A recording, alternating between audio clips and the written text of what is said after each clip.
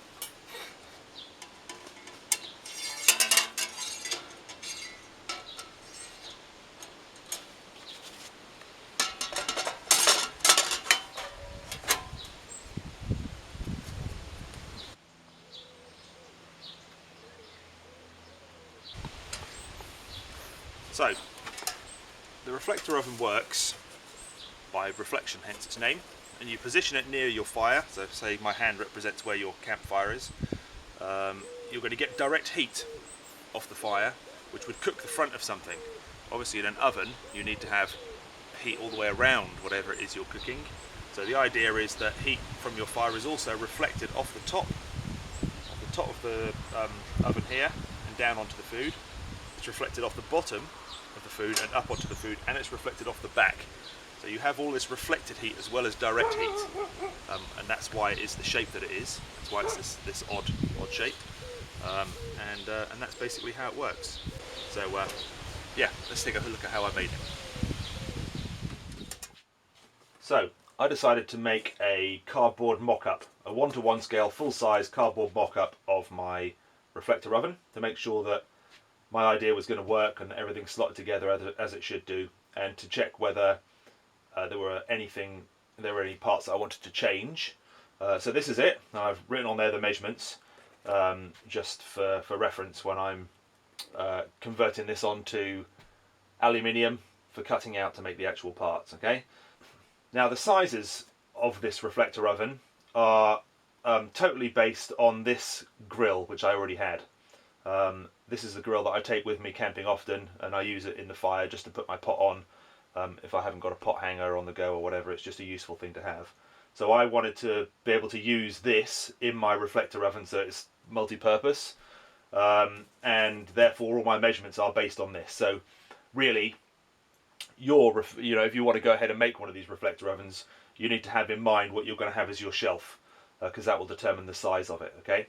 Or you can just make the shelf yourself, in which case it could be any size you want. So, a couple of the things that you need to bear in mind when you're making yours. If you were to project this line down to a point and this line here down to a point, that angle would be roughly 50 degrees. Okay, so knowing that, you can kind of work the rest of it out. The back is roughly half the height of the front, and it comes to a taper like this. And it sits like this on the ground, okay? So the front of it is actually upright, vertical, okay? So the component pieces are my grill, as I mentioned a minute ago. I've got two pins, one of them which holds the grill in the reflector oven. This one holds everything together at the back, so like a locating pin. I've got a top and a bottom which sit at the angle like this, and it's all held together with these slotted joints here, these halving joints. So I've got a top and a bottom. I've got two sides which are that shape there, again with the corresponding slot so that the top and the bottom slot in, and I'm going to end up having a slot on the back of my final one so that the back can slot in rather than just go in like this. Okay, so I'm changing it slightly, and that's why it's a good idea to make a model first, so you can see what you can do to improve things, if at all. Okay, and the final bit is the back. The back on the final one will be different. I want it to form the stand, so it's going to be deeper than this. Okay, so those are the pieces you need. As for materials, I'm going to use aluminium, sheet aluminium, just because it's lightweight. And what I'm going to use, because I like to try and reuse and recycle wherever I can, I'm going to use these old army surplus catering dishes, which I got hold of. I didn't pay very much for them. I paid hardly anything for them, in fact. But I'm just going to use them as donors for the sheet aluminium.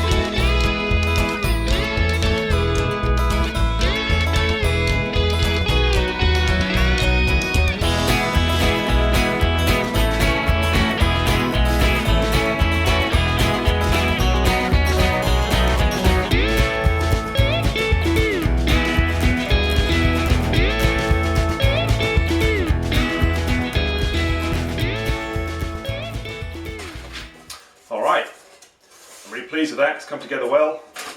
It's secure. It's been a bit of a fiddle to make.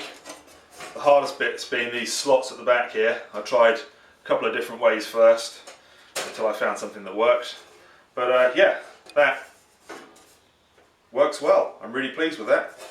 So I'm going to take it apart. I'm going to sand all the flat components and tidy them up. I'm going to polish them and get them really shiny, because obviously it's a reflector oven. It relies on reflection to work properly. So the shinier it is, especially on the inside, the better it's going to work. So I need to spend a bit of time now with some wet and dry paper and some Scotch-Brite pads, and then finally some metal polish, and try and get it as shiny as I can. But yeah, I'm really pleased.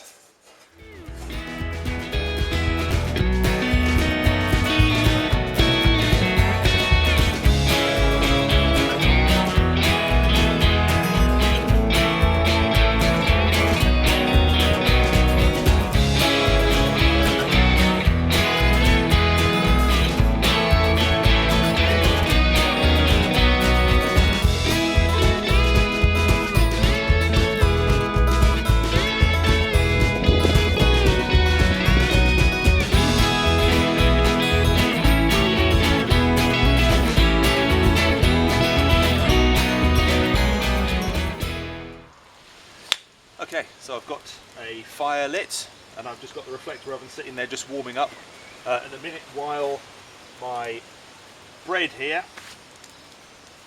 proves.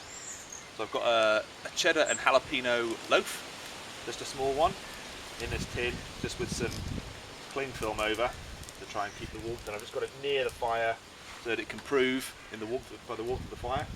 This is going to get nice and hot in here, hopefully. And once that's proved, I'll stick it in and we'll see how it comes out.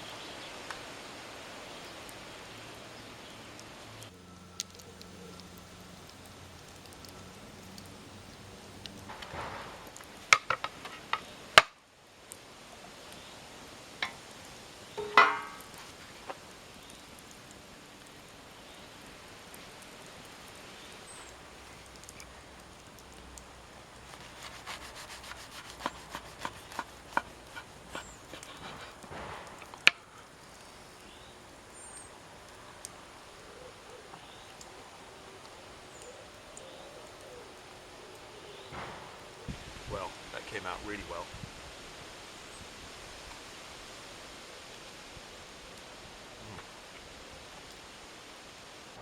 That is really good. That's as good as doing it at home.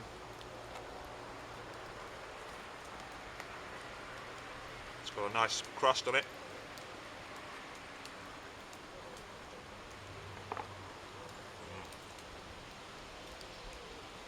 That's good.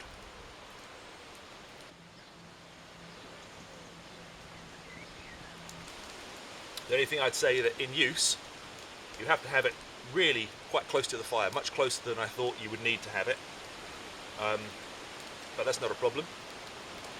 And your fire needs to be quite a hot fire.